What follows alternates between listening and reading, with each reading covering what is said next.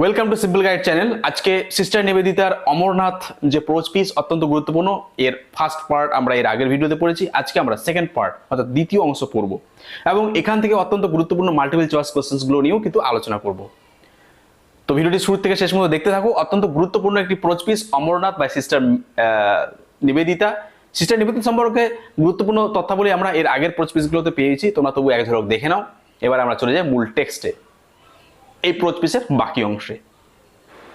এবারে দেখতে পাচ্ছি আমরা through scenes of indescribable beauty, এই যে অবর্ণনীয় সৌন্দর্যের মাধ্যমে 3000 of us ascended the valleys, 3000-এর মতো আমরা উপত্যকা দিয়ে উপরের দিকে উঠলাম। That open before us as we went, এবং আমরা যত এগোতে লাগলাম তত রাস্তা আমাদের সামনে। The first day we camped in a pine wood, প্রথম দিন আমরা উপরে উঠে পাইন গাছের বনে আমরা ক্যাম্প করলাম, তাঁবু করলাম, খাটালাম। দ্য নেক্সট, তারপরে we had pass the snow line, তুষারের ধার বরাবর আমরা এগিয়ে গেলাম। And pitched our tents beside a frozen river, এবং জমে যাওয়া একটা নদীর পাশে কিন্তু আমরা আমাদের কী করলাম, তাঁবু খাটালাম। দ্যাট নাইট, সেই রাত্রে, the great camp fire was made of juniper, সে আমরা রাতের যে ক্যাম্প ফায়ার করলাম, আগুনের জ্বালালাম, সেটা পাহাড়ি যে জুনিপার গাছ, সেই জুনিপার গাছের কাঠ দিয়েই আমরা আগুন জ্বালালাম। জুনিপার হচ্ছে কাশ্মীরের এক ধরনের গাছ। অ্যান্ড দ্য নেক্সট মর্নিং, পরের দিন, নেক্সট ইভিনিং, পরের সন্ধ্যায়, অ্যাট স্টিল গ্রেটার হাইটস, আরও উপরে উঁচুতে, the servants had to wonder many Miles, অর্থাৎ বিভিন্ন যে সেবক তাদের অনেক পথ অতিক্রম করতে হলো। In search of this scanty fuel, এই যে স্বল্প যৎসামান্য ফুয়েল, অর্থাৎ এই যে গাছের কথা বলছে, যেগুলোতে আমরা আগুন জ্বালাচ্ছিলাম, সেগুলোর খোঁজে তারা এদিক ওদিক পাহাড়ের দিকে একটু ঘুরে বেড়াতে লাগলো। At last the regular pathway came to an end, শেষ পর্যন্ত আমাদের যে সাধারণ রাস্তা পাহাড়ের সেটা শেষ হলো। And we had to scramble up and down, তারপর আমাদেরকে হামাগুড়ি দিয়ে সামনে এগিয়ে যেতে হলো। অ্যালং গোট পাথস, ছাগল যাওয়ার পথ দিয়ে। On the face of steep declivities till we reached the boulder-strewn gorge in which the cave of Amarnath was situated, অর্থাৎ শেষে অমরনাথে আমরা পৌঁছালাম। কীভাবে পৌঁছালাম, খুব সুন্দর বর্ণনা দিয়েছে। খাড়া পথ, হ্যাঁ, স্টিপ ডিক্লিভিটিস, খাড়া যে পথ, সেই খাড়া পথ দিয়ে আমরা সেই পাহাড়ের পাথর ছড়ানো সংকীর্ণ পথ দিয়ে বেয়ে আমরা সামনে গুহাতে পৌঁছালাম, যেখানে অমরনাথ অবস্থিত রয়েছে। অ্যাজ উই অ্যাসেন্ডেড দিস, আমরা যখন সামনে আরও উপরে উঠতে লাগলাম, we had before us the snow peaks covered with white veil, তুষারে ঢাকা পর্বত শৃঙ্গ দেখতে পাচ্ছি, সাদা কোনো চাদরে ঢাকা রয়েছে, নিউলি ফলেন, যেগুলো সবেমাত্র হয়তো পড়েছে। And in the cave itself, আর গুহার মধ্যে, নিচে নেভার রিচড বাই সানলাইট, এমন একটা জায়গায় যেখানে সূর্যালোক হয়তো কখনো একটু প্রবেশ করেনি। শোন দ্য গ্রেট আইস লিঙ্গাম, সেই বরফের যে লিঙ্গাম অর্থাৎ শিবলিঙ্গ, সেটি আমরা দেখতে পেলাম, চকচক করছে। That must have seemed to the all struck pigeons who first came upon it like the waiting presence of God, যেটা নিঃসন্দেহে কোনো না কোনো সময় হয়তো সেই কৃষকের দল হঠাৎ করে দেখতে পেয়েছিল এবং তারা অভিভূত হয়েছিল। হঠাৎ করে ঈশ্বর যখন নেমে আসে, সে সময় যখন সাধারণ মানুষ অভিভূত হয়, সেরকমভাবে। দ্য স্বামী had observe every right of the pilgrimage as he came along, তিনি যখন এগিয়ে যাচ্ছিলেন তীর্থযাত্রার যা কিছু অর্থাৎ যা কিছু উপাচার বা নিয়ম, সেগুলো কিন্তু তিনি পালন করছিলেন। He had told his beads, তিনি মালা জপ করছিলেন, বিটস মানে মালার পুঁতি, এগুলো তিনি জপ করছিলেন। কেপ্ট ফাস্ট, উপোস ছিলেন, দেখো ইংরেজিগুলো দেখে নাও, খুব সুন্দর মজার কিন্তু, হ্যাঁ, উপোস রাখা, kept fast. And bathe in the ice cold waters of 5 streams, 5টি নদীতে সেই বরফ গলা জলে তিনি স্নান করেছিলেন, ইন সাকসেশন, ধাপে ধাপে।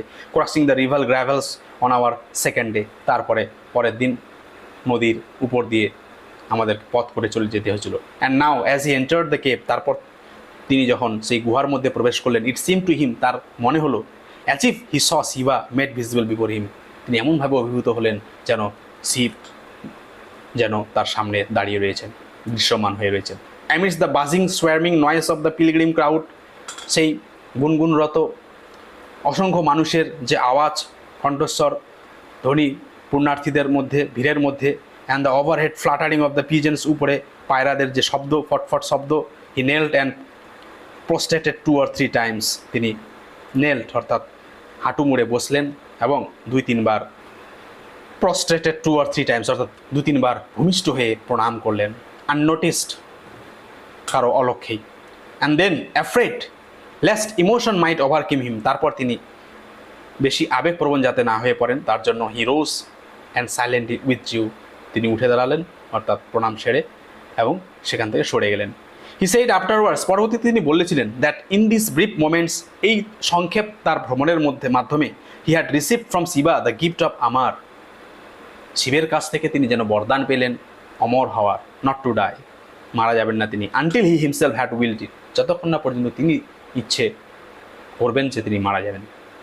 ইন দিস ওয়ে, এইভাবে possibly was defeated or fulfil that presentiment which had haunted him from childhood that he would meet with death in a Shiva temple amongst the mountains.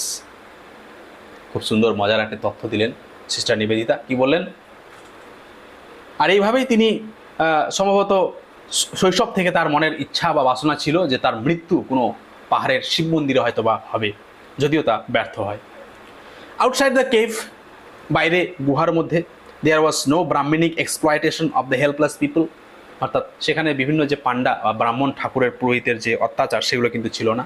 সাধারণ লোকেদের উপর, অসহায় লোকেদের উপর অত্যাচার করবে, অর্থাৎ অত্যাচার বলতে জুলুম করবে, সেরকমটা করবে না, করেনি।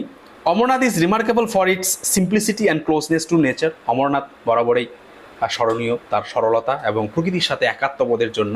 But pilgrimage culminates on the great day of Rakhi Bandhan and our wrists were tied with the red and yellow threads of that sacrament. আমাদের তীর্থযাত্রা শেষ হয় রাখি বন্ধনের দিন এবং সেই দিন আমাদের হাতের মধ্যে লাল এবং হলুদ রঙের থ্রেড সুতো পরিয়ে দেওয়া হয়, পবিত্র সুতো পরিয়ে দেওয়া হয়। আফটারওয়ার্ডস, পরবর্তীতে we rested and had a meal, আমরা একটু বিশ্রাম নেই এবং আমাদের খাবার খাই। On some high boulders beside the stream, নদীর পাড়ে বড় বোল্ডার্স অর্থাৎ পাথরের উপর, before returning to our tents, আমাদের তাঁবুতে ফিরে আসার আগে। The Swami was full of the place, Swamiji এই স্থানে এসে মুগ্ধ হয়েছিলেন, বিমুগ্ধ হয়েছিলেন। He fell that he had never been to anything so beautiful, তিনি এটা উপলব্ধি করেছিলেন যে এর থেকে আর ভালো জায়গা তিনি কখনো সাক্ষাৎ করেননি বা আসেননি। হি স্যাট লং সাইলেন্ট, তিনি বহুক্ষণ নীরবে বসেছিলেন। দেন হি সেইড ড্রিমিলি, তারপর তিনি স্বপ্নালুভাবে বলেছিলেন, I can well imagine how this cave was first discovered. আমি স্পষ্টভাবে কল্পনা দেখতে পাচ্ছি কিভাবে এই প্রথম গুহাটি আবিষ্কার হয়েছিল। এ পার্টি অফ শেপার্ডস, একদল মেষপালক, ওয়ান সামার ডে, একদিন গ্রীষ্মের দিন, must have lost their flocks, তাদের মেষগুলোকে হারিয়ে ফেলেছিল। And wandered in here in search of them, তারপর খুঁজতে খুঁজতে তারা এখানে এসে পৌঁছেছিল। Then when they came home to the valleys, তারপর তারা যখন উপত্যকায় নেমে আসে, they told how they had suddenly come upon Mahadev, তারপর তারা বাকি মানুষদেরকে জানান যে কীভাবে তারা হঠাৎ মহাদেবের সাক্ষাৎ পেয়েছিলেন। এতটাই তিনি বিমগ্ধ হয়েছিলেন অমরনাথের শিবলিঙ্গ দেখে। On my master himself in any case a like story was true, আমার প্রভুর অর্থাৎ আমার যে গুরুদেব তার নিজের জীবন সম্পর্কে বলতে গেলে এই কথা সত্য। The purity and whiteness of the ice pillar, সেই যে আইস পিলার বরফের যে লিঙ্গ সেটির যে শুদ্ধতা এবং যে শুভ্রতা, হ্যাড স্টার্টল অ্যান্ড এনর্যাপড হিম, তাকে মুগ্ধ করেছিল, তাকে নিমজ্জিত করেছিল একটা নতুন চিন্তার মধ্যে, চেতনার মধ্যে। The cavern had revealed itself to him as the secret of Kailash, সেই যে গুহার যে দৃশ্য সেটা যেন কৈলাস পর্বতের যে গোপন রহস্য সেটি তার কাছে উন্মোচিত করেছিল। And for the rest of his life, আর তার জীবনের শেষ পর্যন্ত, he cherish the memory of how he had entered a mountain cave, তিনি এই স্মৃতি বয়ে নিয়ে বেড়াচ্ছিলেন কীভাবে তিনি সেই পাহাড়ের গুহার মধ্যে প্রবেশ করেছিলেন। And come face to face there with the Lord himself, এবং সেখানে ঈশ্বরের মুখোমুখি তিনি হয়েছিলেন, অর্থাৎ ভগবান ঈশ্বর শিব বা মহাদেব তার সামনাসামনি হয়েছিলেন। তো এইভাবে দেখলাম অত্যন্ত গুরুত্বপূর্ণ একটি প্রোচপিস অমরনাথ। এখানে এমসিকিউ প্যাটার্ন দেওয়া রয়েছে, আমরা বিস্তারিত এমসিকিউ প্যাটার্ন তোমরা দেখতে পারবে এবং এই এমসিকিউগুলো বারবার প্র্যাকটিস করবে, তাহলে কিন্তু তোমরা এখান থেকে ম্যাক্সিমাম এমসিকিউ সলভ করতে পারবে। আচ্ছা, অমরনাথ থেকে কত এমসিকিউ রয়েছে, মানে কত মার্কস ডিভিশন রয়েছে দেখো, তোমরা স্ক্রিনে দেখতে পাচ্ছ। আর অত্যন্ত গুরুত্বপূর্ণ প্রোচপিস, কোথাও বুঝতে অসুবিধা হলে অবশ্যই কোশ্চেন করো, কমেন্ট করো কোন জায়গাটা তোমরা বুঝতে পারলে না। আচ্ছা দেখো, সিস্টার নিবেদিতার প্রোচপিস একটু তো কঠিন হবেই, ঠিক আছে, হাইলি ফিলোসফিক্যাল, হাইলি স্পিরিচুয়াল, হ্যাঁ, আর সত্যি কথা বলতে আমি সিস্টার নিবেদিতার সেরকম প্রোচ পিস এর আগে ওরকম পড়িনি। হয়তো অর্থ করতে গিয়ে যতটা পারলাম আমার নলেজ অনুযায়ী বলার চেষ্টা করলাম। এর ভাবার্থ বা এর অন্তর্নিহিত অর্থ, ব্যাকগ্রাউন্ড আরও অনেক কিছু রয়েছে, তোমরা এগুলো বিভিন্ন সোর্স থেকেও পেয়ে যাবে, তোমাদের গাইড বইও রয়েছে। কিন্তু আমি আমার মতো করে চলিত ভাষায় যতটুকু বাংলা আমাদেরকে বুঝতে হবে, আমার এমসিকিউ যাতে সলভ করতে পারি তার জন্য বলা হলো।